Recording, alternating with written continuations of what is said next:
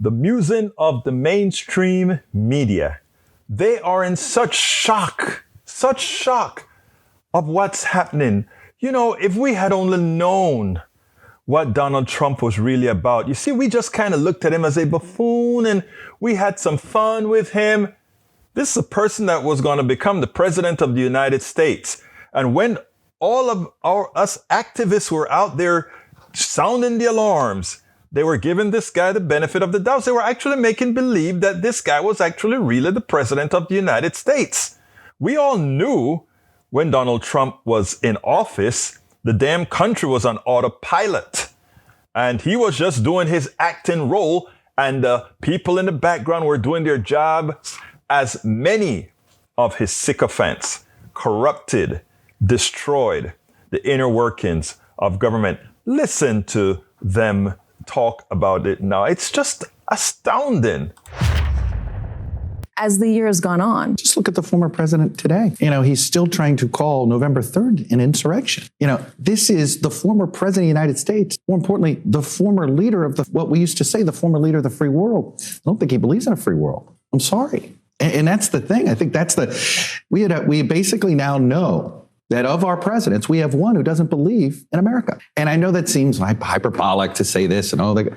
I'm sorry. There's just no other. Can you call him an anti-democratic, small d democratic person? And the thing potentially is, candidate for 2024. What's always been really, I think, why we've all misjudged the seriousness over time with Donald Trump is there's a buffoonery to him at all times that you're like, well, it's an act or it's this, right? Look, you covered him during that campaign, and he would play that game. You know, he tried to let reporters know I don't buy on this. I'm just feeding them what they want. It's now toxic, and you have to take it serious. Peter Navarro is an unserious person who had the levers of power to do a serious act against this country.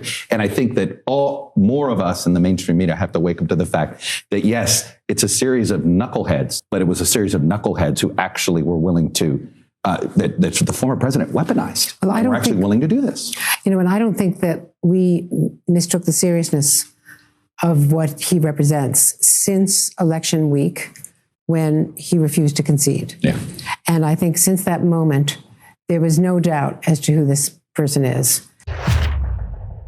We spend a lot of time deconstructing the news, trying to parse it into a form that everybody can understand. Let's get this right. We just now know, is what Chuck Todd said. Andrea Mitchell says, well, we started to take him seriously after he didn't concede. What happened in that 4 years that we have been pointing out how destructively dangerous this guy was? You guys are the mainstream media, the people who report what others are there to see. We, the activists, were trying to tell you for years from before the election, not that this guy was toxic, not that this guy was dumb, not that this guy was corrupt, that this guy was all of the above.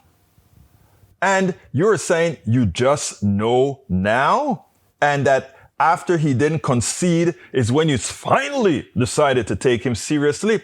That is the reason, folks, why we talk about needing a different kind of media. All these guys are chummy together. They have fun with Trump and all of that. Now, you know what? Many of them in the media are realizing that Trump is an existential danger to the mainstream media.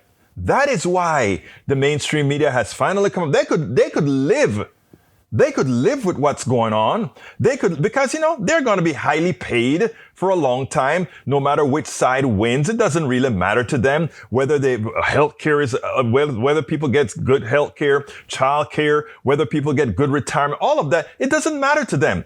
They are a part of an elite system where, hey, they're paid. No matter who wins, they're okay. But Trump now presents an existential problem to the media, because now that we're talking about really turning bat crazy fascists, now they can only talk what the fascists want them to talk. And they're seeing the letters on the wall, and they're seeing that there's a sect in this American population that they are cherishing the thought of a fascist, because that sect of that population think that they will be a part of the fascist system that will be leading. And they're the ones that the fascist system will take care of. Well, folks, when the fascist system is established, you're all a meal to that system.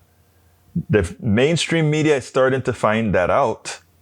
They're starting to cover the fascists as they should have done long time ago.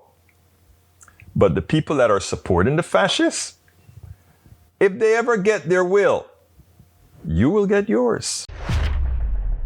We spend a lot of time deconstructing the news, trying to parse it into a form that everybody can understand. We try to find those little nitpicks where it flies above the fray, etc.